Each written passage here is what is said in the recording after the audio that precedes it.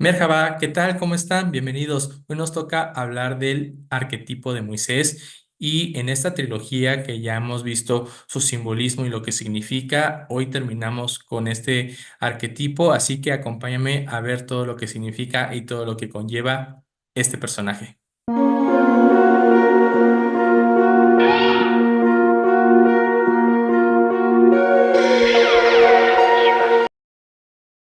Y bien, hablar de Moisés es hablar de toda esta magia que envuelve y todo este simbolismo oculto que contiene su historia. A mí me encanta y con esto podemos terminar esta trilogía y también te invito a que tú puedas encontrar la correlación que hay el uno con el otro y que puedas encontrar también el mensaje que te quiero dar, ¿no? El poder plasmar y el poder encarnar el arquetipo de Adán, por ejemplo, luego nos vamos con el arquetipo de Noah, que es Noé, y ahorita el arquetipo de Moisés, te va a ayudar a poder encontrar una respuesta y tal vez una herramienta para que tú puedas llevar tu día a día. Y bueno, para poder entender el nombre de Moisés tendremos que ver su etimología. La etimología es Moshe y cabe recalcar que no es un nombre hebreo, justamente porque lo adoptaron una familia egipcia. Entonces, para poder entender su nombre, vámonos a Éxodo 2:10, nos dice, y cuando el niño creció, ella lo trajo a la hija del faraón, la cual lo prohijó y le puso por nombre Moisés, diciendo, porque de las aguas lo saqué. Justamente ese es el significado, porque de las aguas lo saqué. Entonces tiene que ver con este tema de las aguas y no es casualidad que en su historia puedan entender o puedan ver cuando partió las aguas para poder liberar a su pueblo. Entonces, bueno, todo esto me gustaría poder contarlo en una historia. Si ya te sabes la historia de Moisés, vas a poder entender un poco mejor, pero si no, de pronto este personaje lo adopta el faraón, una familia egipcia, y como tal no tiene esa raíz. Cuando él se da cuenta de su propósito, pues desea liberar el pueblo de la esclavitud, de la injusticia. Entonces, vamos a ver esta historia como una parte simbólica en donde si yo te digo, a ver, está Egipto. Egipto eres tú y de pronto tienes que abandonar o tienes que rebelarte al faraón, a donde el faraón también eres tú. Entonces, el faraón que representa, debemos de encontrar también su etimología o la enseñanza simbólica que representa un faraón, pero ya renuncia a Moisés a su faraón y ahora empieza a ver la manera de cómo liberarse o cómo liberar al pueblo de Israel. Entonces ahí hay conceptos bien importantes, ¿no? Debemos de investigar qué es Egipto, qué es Faraón, qué es pueblo de Israel. Entonces Israel entendamos como una composición de palabras que en el antiguo Egipto Israel era Isis, Ra y El. Entonces aquí viene esta Trinidad como tal, para que tú puedas entender la liberación y lo que es Israel. Ahora, en una parte bíblica, pues Israel significa otro tipo de cosas, pero me gusta que tú lo puedas investigar y que tú puedas sacar tus propias conclusiones. Entonces, vámonos más adelante cuando ya libera al pueblo y entonces también hay algo bien interesante. Muchas veces cuando hablamos de Moisés, pues lo primero que se te viene a la mente es cuando partió las aguas para que su pueblo pudiera pasar de un lado a otro, pero hay también algunas cosas que son interesantes de poderlo comentar. De entrada, esta parte de la serpiente de bronce. La serpiente de bronce, pues nos representa que cuando Moisés habla con Dios, él dice, pon una serpiente en mi nombre. Aquí lo importante es la simbología de la serpiente, ¿no? Como energía espiral, en donde dice una serpiente en donde se eleve en lo alto y en donde puedan encontrar esa conexión con lo divino.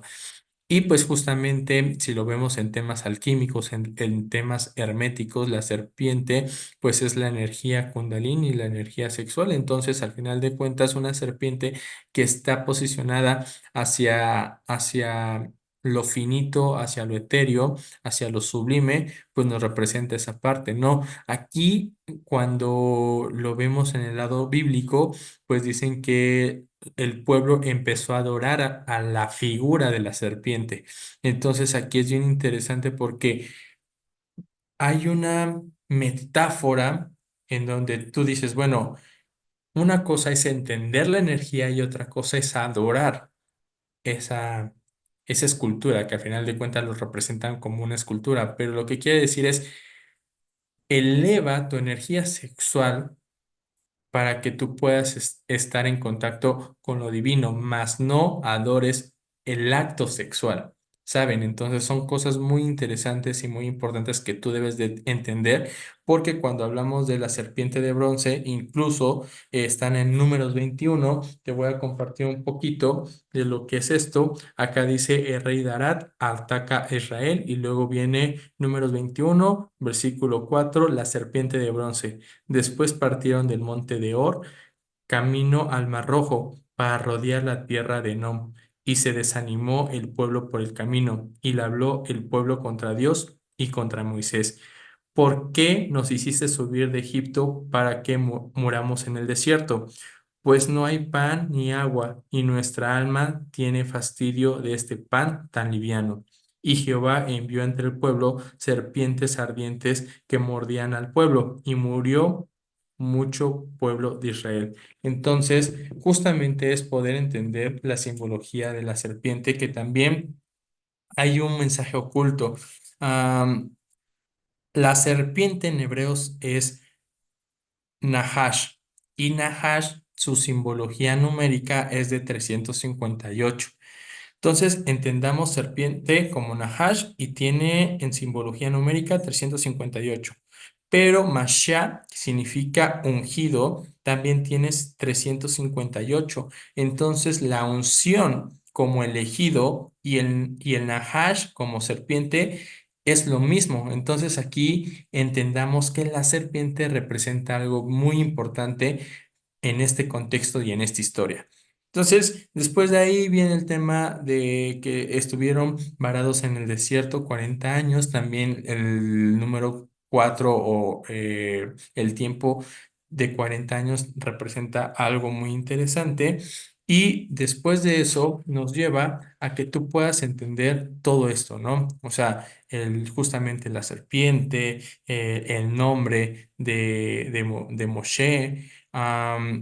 Y llegamos a un tema que es también bien interesante, que es el tabernáculo.